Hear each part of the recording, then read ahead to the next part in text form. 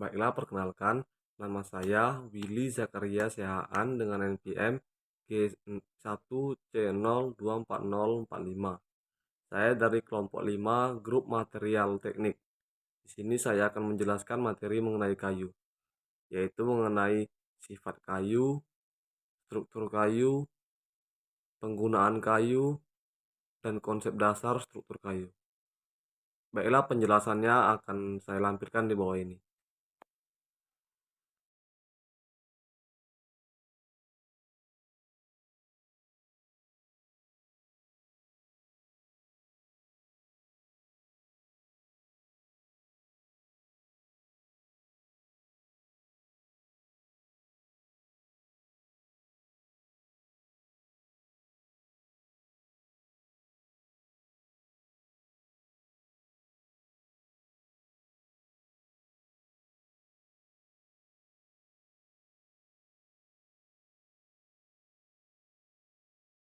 Karet adalah polimer hidrokarbon yang terbentuk dari emulsi kesusuan yang diperoleh dari getah tumbuhan dan ada juga yang hasil produksi secara sintetis. Sumber utama lateks atau getah ini adalah pohon karet Hevea brasiliensis dengan cara melukai kulit pohon. Karet sintetis adalah polimer yang dibuat secara artifisial. Berbagai petrokimia digunakan untuk memproduksinya dalam kondisi yang diatur. Berbagai bentuk karet sintetis telah diproduksi menggunakan petrokimia. Sifat karet tahan air karena termasuk dalam hidrokarbon, sehingga karet alam tidak bisa larut dalam air. Tidak mudah teroksidasi. Elastis karena setelah ditarik atau direnggangkan, karet akan kembali ke dalam bentuknya semula. Mudah diproduksi atau diproses. Karet alam sebagai polimer ikatan silang. Ikatan silang adalah ikatan yang menghubungkan dua rantai polimer. Polimer ikatan silang adalah makromolekul dengan ikatan kovalen yang menghubungkan molekul polimer. Pemanfaatan karet alam digunakan dalam aplikasi yang mengalami penurunan tinggi dan memerlukan insulasi panas. Karet alam digunakan dalam aplikasi teknis seperti dudukan anti getar, kasur, pegas, rangka sepatu, dan bahan pengikat karena kekuatan dan kompresibilitasnya. Namun, karena kekuatan dan ketahanan panasnya, sebagian besar karet alam sekitar 50% digunakan dalam ban roda gigi tinggi untuk mobil balap, bus, dan pesawat terbang. Pipa, suku cadang, mobil, busa, dan kotak baterai menggunakan karet alam. Halo, assalamualaikum warahmatullahi wabarakatuh. Perkenalkan, nama saya April Saputra. Main PMIS G1C024049. Di sini saya akan menjelaskan tentang material teknik polimer. Polimer adalah makromolekul yang terbentuk dari pengulangan unit-unit kecil yang disebut monomer yang terhubung melalui ikatan kimia. Polimer dapat berasal dari alam seperti karet, alam, selulosa, dan sintetis seperti plastik dan nilon. Jenis-jenis polimer dapat dibagi menjadi beberapa kategori berdasarkan asal. Pertama, dari alam, ditemukan secara alami seperti protein, karet, selulosa. Yang kedua, asalnya dari sintetis, dibuat melalui proses kimia seperti PVG, polisterina. Yang kedua, struktur polimer. Pertama, struktur polimer linier, terdiri dari rantai lurus seperti polietilena.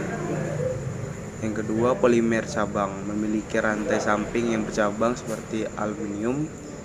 Yang ketiga, struktur polimer jaringan, struktur 3 dimensi seperti resin, epoksi. Jenis polimer berdasarkan sifat termal. Yang pertama, termoplastik dan termoset. Termoplastik ini adalah melembutkan ketika dipanaskan dan dapat dicetak ulang seperti polipropilena. Termoset ini mengeras secara permanen setelah dipanaskan seperti bakelit. Sifat material polimer.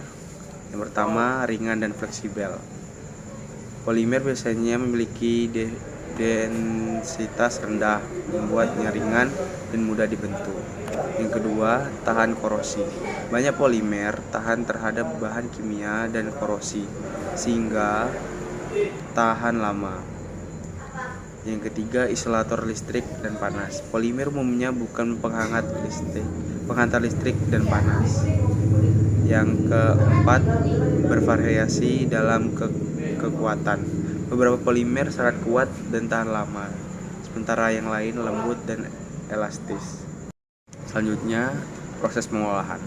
Proses pengolahan polimer meliputi ekstruasi.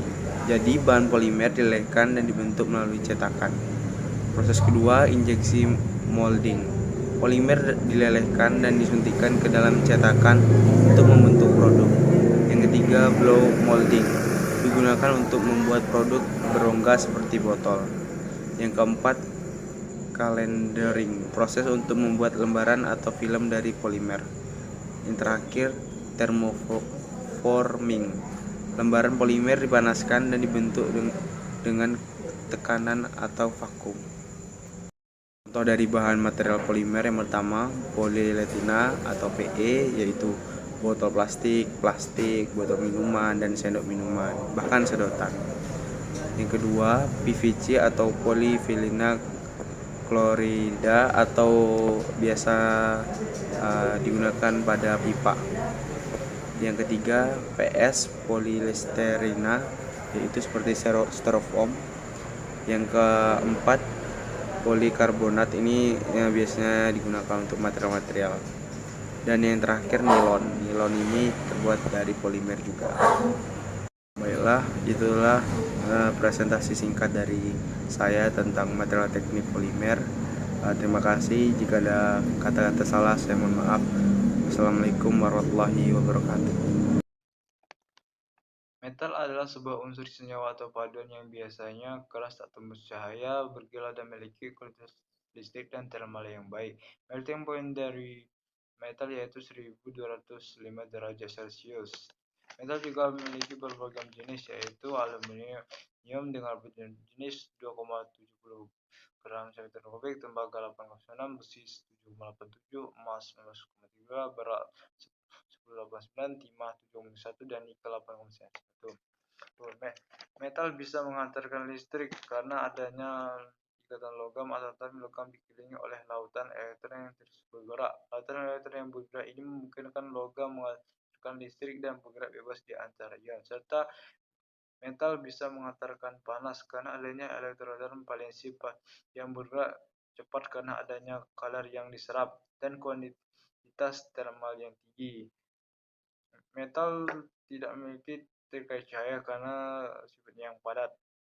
Sifat kimianya mudah berkarat karena adanya reaksi kimia yang disebut proses elektrokimia atau korosi yang menyebabkan kerusakan pada permukaan besi oleh reaksi zat besi, air, dan oksigen. Mekaniknya mudah dibentuk atau ulet serta keras. Untuk teknologi mudah ditempa karena sifat besi yang mudah ditempa oleh api, disambungkan dengan api, tidak dikuatkan dengan panas, tidak. Terima kasih.